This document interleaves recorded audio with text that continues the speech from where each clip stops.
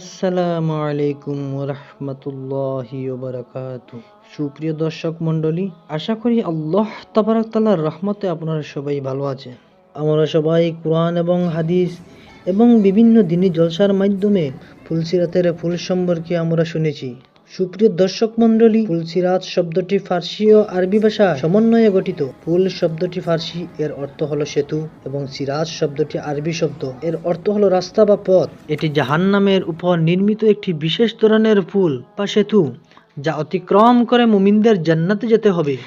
আর জাহান্নামবাসী ফুলসিরাত অতিক্রম করার সময় নিচে পড়ে যাবে। আল্লাহু আকবার। হাদিস থেকে বর্ণিত ফুলসিরাতের ফুল হবে দুর্গম পিচ্ছিল স্থান, এর উপর আংটা ও হুক থাকবে ও কাঁটা বিশিষ্ট থাকবে। আল্লাহু আকবার।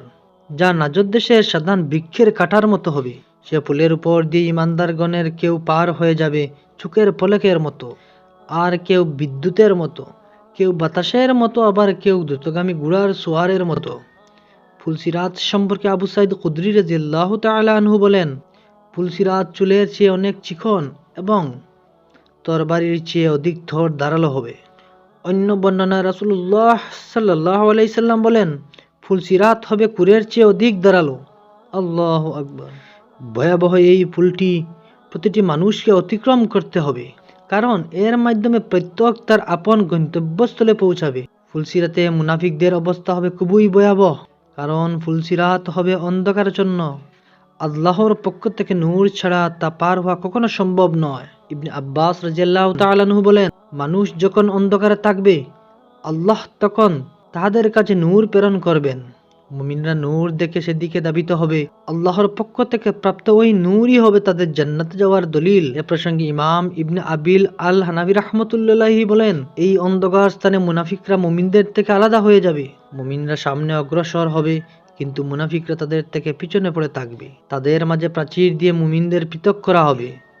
সেদিন মুনাফিক পুরুষ ও নারীরা ইমানদারগণকে বলবে, তোমরা একটু থামো, তোমাদের থেকে কিছু আলো নিয়ে নেই।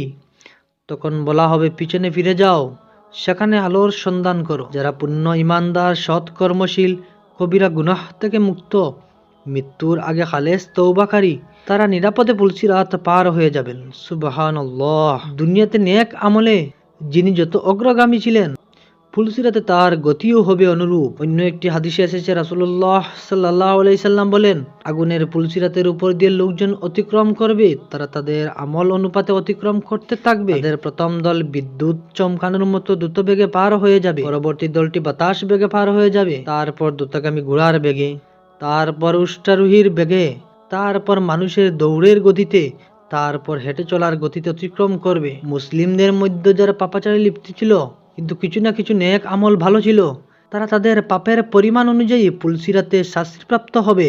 রাসূলুল্লাহ সাল্লাল্লাহু আলাইহি সাল্লাম বলেন, ফুলসিরাত জাহান্নামের দুই তীরের সঙ্গে যুক্ত থাকবে। মানুষকে তার উপর দিয়ে অতিক্রম করতে বলা হবে। তাদের কতক ব্যক্তি কাটার আছড় খেয়ে কত বিক্ষত হবে, তারপর নাজাত পাবে। মুমিন ও নেককার লোক তো এমন ভাবে পার হবে যে জাহান্নামে কোনো কষ্ট তাদের স্পর্শ করবে না। তারা নিরাপদে তা পার হয়ে জান্নাতে চলে যাবে। প্রকান্তরে যারা কাফের ও পাপী, তারা তা পার হতে পারবে না, তারা জাহান্নামে পতিত হবে।